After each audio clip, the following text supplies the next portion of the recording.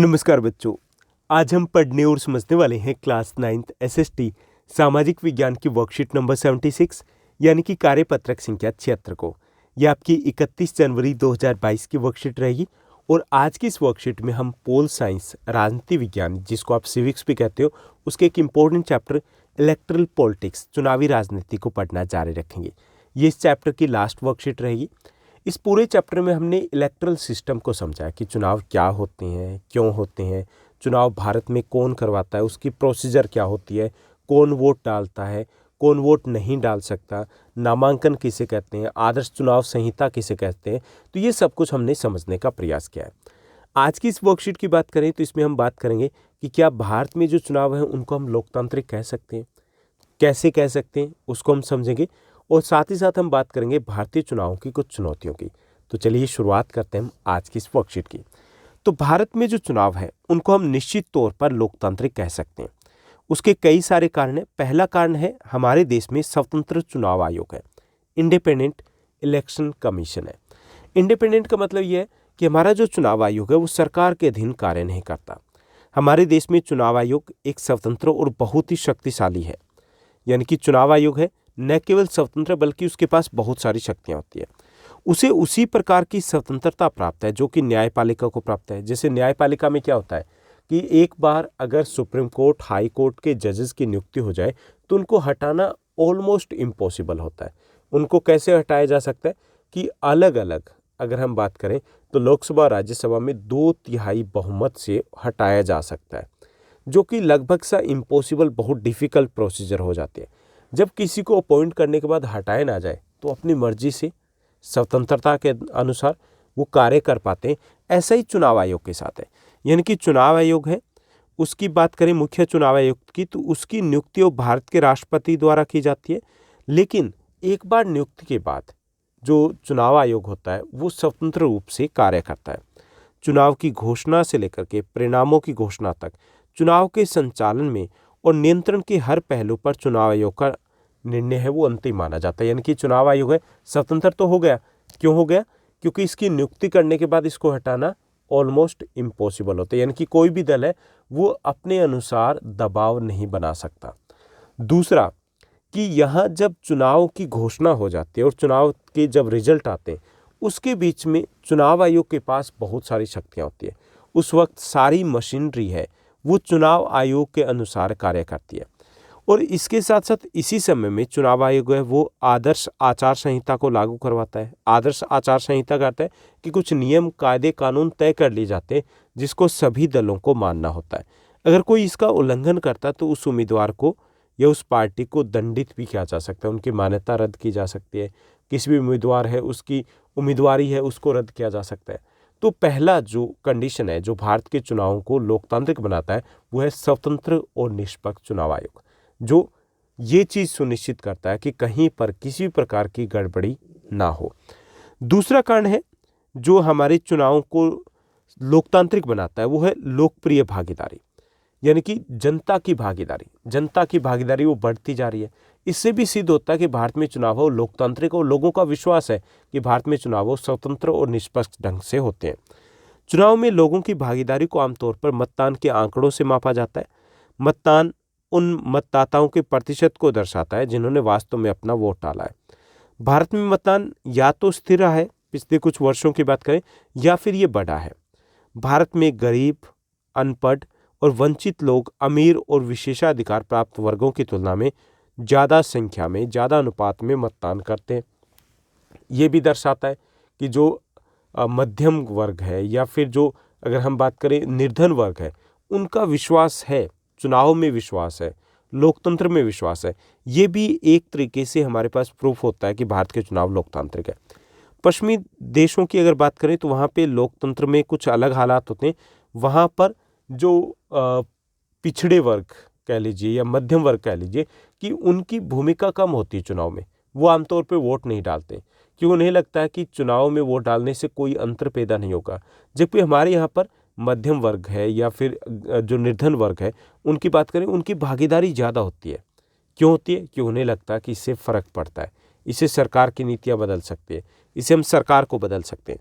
भारत में आम लोग चुनाव को बहुत महत्व देते हैं। उन्हें लगता है कि चुनाव के माध्यम से वे राजनीतिक दलों पर अपने अनुकूल नीतियों और कार्यक्रमों को अपनाने का दबाव बना सकते हैं। चुनावी गतिविधियों में मतदाताओं की दिलचस्पी है वो पिछले कुछ वर्षों से बढ़ रही है। इससे भी सिद्ध होता है कि भारत में चुनाव लोकतांत्रिक है। तीसरा है चुनाव के परिणाम जो होते हैं उनकी स्वीकृति। भारत के चुनाव के परिणाम खुद के लिए बोलते हैं। सत्तारूढ़ दल नियमित रूप से भारत में राष्ट्रीय और राज्य स्तरों पर चुनाव हारते रहे। अगर ये चुनाव लोकतांत्रिक नहीं होते तो जिस पार्टी की सरकार आती वो पार्टी शायद कभी हारती ही नहीं ना। जैसे कांग्रेस पार्टी, उसका दबदबा रहा तो वो कभी हारती नहीं। या फिर अगर हम बात करें भारतीय जनता पार्टी की बात करें तो जो जिनकी केंद्र में सरकार है और दिल्ली में सरकार नहीं आ पाई, अगर चुनाव लोकतांत्रिक नहीं होते तो क्या उनकी सरकार ऐसे नहीं आ पाती। तो इससे भी तय होता है कि भारत में चुनाव है वो लोकतांत्रिक होते हैं। भारत में लगभग आधे मौजूदा सांसद या विधायक वो चुनाव हार जाते हैं। बहुत कम विवादित चुनाव को छोड़ करके ज़्यादातर जो चुनावी परिणाम होते हैं उसमें जो पराजित पार्टी है, हारने वाली पार्टी है, वो भी उसको एक्सेप्ट करती है। हाँ जी, जनता का ये फैसला है। वो ये मानती है कि लोगों ने उन्हें वोट नहीं दिया। वो ये नहीं कहते कि चुनाव में गड़बड़ हुई है। तो इससे भी सिद्ध होता है कि भारत में चुनाव लोकतांत्रिक है। तो 3 अहम तथ्य यहाँ पे रखे हैं कि पहला स्वतंत्र चुनाव आयोग है हमारा, दूसरा ये कि लोगों की भागीदारी वो बढ़ रही है, और तीसरा ये कि चुनाव के परिणाम उनको सभी दल स्वीकार करते हैं। तो इन तथ्यों से सिद्ध होता है कि भारत में चुनाव लोकतांत्रिक है।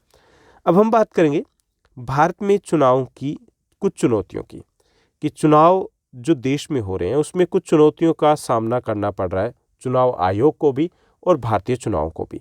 तो स्वतंत्र और निष्पक्ष चुनाव के लिए क्या क्या चुनौतियां हैं? पहली चुनौती है धन बल की चुनौती। कुछ लोगों के पास पैसा है, उसी पैसे के बल पर वो टिकटें ले लेते हैं, किसी भी राजनीतिक दल की टिकटें हथिया लेते हैं या खरीद लेते हैं, यूँ भी कह सकते हैं। और कई बार ऐसा भी होता है कि वो पैसे को बहा करके चुनाव भी जीत जाते हैं।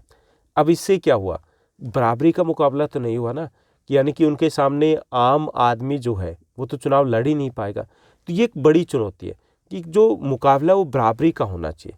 क्या किया जा सकता है? इसके लिए चाहिए कि सरकार है वो चुनाव का खर्चा खुद उठाए, यानी चाहे वो पैसा दे या फिर जो भी चुनाव प्रचार की सामग्री वो देना शुरू कर दे, ताकि मुकाबला बराबरी का हो पाए। तो पहली चुनौती है वो है धन बल की चुनौती। दूसरी है बाहुबल की चुनौती। आपराधिक पृष्ठभूमि वाले गुंडे तत्व है, वो तत्व है आमतौर पे किसी न किसी पार्टी की टिकटें हथिया लेते हैं, चुनाव लड़ते हैं, कई बार वो चुनाव जीत भी जाते हैं। जीत करके अगर वो विधायक और संसद में पहुंचने लगे तो क्या अच्छे कानून बन पाएंगे? क्या भ्रष्टाचार वो खत्म हो पाएगा? नहीं हो पाएगा। तो ये भी एक चुनौती है। इससे पार कैसे पाया जा सकता है कि अपराधियों के चुनाव लड़ने पर रोक लगनी चाहिए। तीसरा है ढंग के विकल्प की कमी। तीसरी चुनौती है विकल्पहीनता। वैसे तो हमारे पास कई सारे कैंडिडेट होते हैं। जब हम चुनाव में वोट डालने जाते हैं, आपके पेरेंट्स जाते हैं, तो 10, 15, 20, 25, 30 कैंडिडेट खड़े होते हैं, लेकिन सारे के सारे एक ही थाली के चट्टे बट्टे होते हैं। यानी उसमें ज़्यादा ना नीतियों में अंतर होता है, ना ही जीतने के बाद वो किस तरीके से बिहेव करते हैं उसमें ज़्यादा अंतर आता है। तो ये भी एक बड़ा चैलेंज है कि लोग आमतौर पे वो लोग आ रहे हैं जो अच्छे नहीं है, वो पॉलिटिक्स में बढ़ते जा रहे हैं। इसके साथ साथ भाई भतीजावाद, वंशवाद की चुनौती कह सकते हैं। टिकट बांटने में आमतौर पे भाई भतीजावाद खूब होता है। अपने पास के जो रिश्तेदार हैं उनको टिकटें पहले ही दी जाती है। इससे भी अच्छे लोगों को आगे आने का मौका नहीं मिल पाता। तो ये भी भारतीय चुनाव की, स्वतंत्र और निष्पक्ष चुनाव की एक चुनौती है। इसके साथ साथ एक और चुनौती की बड़ी पार्टी की तुलना में जो छोटे दल और निर्दलीय उम्मीदवार है उनको कई समस्याओं का सामना करना पड़ता है। हालांकि ये चुनौती तो एक प्राकृतिक, नेचुरल कह सकते हैं कि इस चुनौती का तो कोई हल नहीं निकल सकता, क्योंकि जो बड़े दल है उनका एक संगठन होता है, बूथ लेवल पर उनके सपोर्टर होते हैं, तो वो सपोर्ट करते हैं। जबकि छोटा दल या फिर जो निर्दलीय चुनाव लड़ता है तो उसके पास उतना अगर सपोर्ट नहीं है तो उसको अकेले ही सारी मेहनत करनी होती है। तो ये भी एक चुनौती है। तो ये कुछ चुनौतियाँ हैं जिनको दूर करने की आवश्यकता है, ताकि हमारे यहाँ पर जो चुनाव है वो ज़्यादा बेहतर तरीके से करवाए जा सकें। तो ये थी हमारी वर्कशीट, उसका कंटेंट। अब इसी पर बेस्ड दिए गए कुछ आसान से प्रश्न। चलिए इन प्रश्नों को हम हल करते हैं। तो पहला जो हमारा प्रश्न दिया गया, चुनाव आयोग की क्या भूमिका है, यानी कि हमें चुनाव आयोग के कार्य बताने की क्या क्या कार्य करता है चुनाव आयोग। तो पहला मतदाता सूची तैयार करवाना, दूसरा कार्य होता है चुनाव कार्यक्रम की घोषणा करना, तीसरा प्रमुख कार्य स्वतंत्र और निष्पक्ष ढंग से चुनाव करवाना, चौथा कार्य होता है आदर्श आचार संहिता को लागू करवाना। तो ये 4 प्रमुख कार्य हैं जो चुनाव आयोग करता है।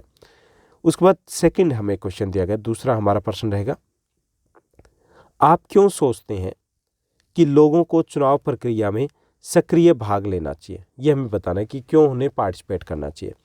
चुनाव के दौरान जनता राजनीतिक दलों पर अपने अनुकूल नीतियां और कार्यक्रम बनाने के लिए दबाव डाल सकते हैं।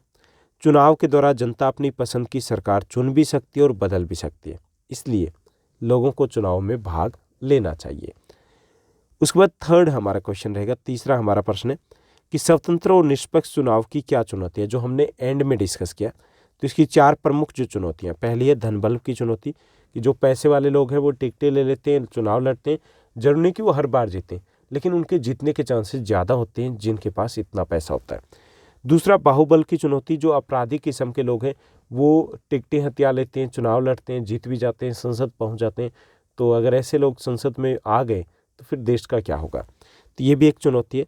तीसरी चुनौती विकल्पहीनता की चुनौती, कि आमतौर पे कैंडिडेट तो बहुत सारे हमें चुनाव मिलते हैं, लेकिन सारे के सारे एक ही थाली के चट्टे बट्टे होते हैं, एक ही थाली के बैंगन होते हैं, तो वो उनकी नीतियों में ज़्यादा फर्क नहीं होता। तो ये भी एक समस्या है कि किसको चुने। अच्छा तो एक भी नहीं लग रहा। ज़्यादातर जो लोग होते हैं वो उनकी नीतियाँ, उनके कार्यक्रम एक जैसे ही होते हैं और चुनाव जीतने के बाद वो रंग एक ही तरीके से बदलते हैं। भाई भतीजावाद की भी चुनौती, कि आमतौर पे जो टिकटें दी जाती है राजनीतिक दलों के द्वारा, तो उसमें अपने रिश्तेदारों को ही टिकटें दे दी जाती है, अच्छे लोगों को आगे आने का मौका कम मिल पाता है। तो ये भी एक चुनौती है। उसके बाद चौथा, फोर्थ हमारा क्वेश्चन दिया गया। फोर्थ क्वेश्चन है कि आपने भ्रष्टाचार से संबंधित जो समाचार है उनके बारे में सुना होगा, जैसे मतदाता सूची में झूठे नाम शामिल करना, सरकार द्वारा सरकारी सुविधाओं और अधिकारियों का दुरुपयोग करना, धन का अत्यधिक प्रयोग, मतदाताओं को धमकाना, डराना, चुनाव के दिन धांधली आदि।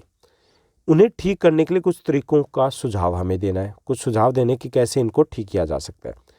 तो पहला है कि फर्जी मतदान और चुनाव केंद्रों पर कब्जा करने की घटनाओं को सख्ती के साथ निपटाना चाहिए, क्योंकि अगर जहाँ पर भी इस प्रकार की घटना हुई है और जिस भी उम्मीदवार के समर्थक है उसके ऊपर आजीवन प्रतिबंध लगा दिया जाए कि वो चुनाव नहीं लड़ पाएगा। दूसरा, सभी उम्मीदवारों और राजनीतिक दलों को प्रचार करने के लिए रेडियो और मीडिया का प्रयोग एक समान करने दिया जाना चाहिए। इससे भी ये कि एक बराबर की भागीदारी उनको बढ़ेगी। ओके, इसके साथ साथ मतदान है वो अनिवार्य किया जाना चाहिए। जैसे मतदान है, सभी लोगों के लिए वोट डालना अनिवार्य होना चाहिए। अगर वोट नहीं डालते तो उनके ऊपर कुछ फाइन वगैरह लगना चाहिए। ऐसा भी किया जा सकता है। चुनाव आयोग को और अधिक शक्तियां दी जानी चाहिए ताकि इस प्रकार की जो समस्याएं आती हैं उनसे वो बेहतर तरीके से निपट पाएँ। चुनाव में धन की भूमिका को कम करने के लिए चुनाव का खर्चा वो सरकार द्वारा किया जाना चाहिए। इससे धनबल की समस्या वो खत्म हो जाएगी। अपराधियों और उन उम्मीदवारों को चुनाव लड़ने से रोक दिया जाए जो चुनाव में धर्म और जाति का प्रयोग करते हैं, जो समाज को बांटने की बात करते हैं।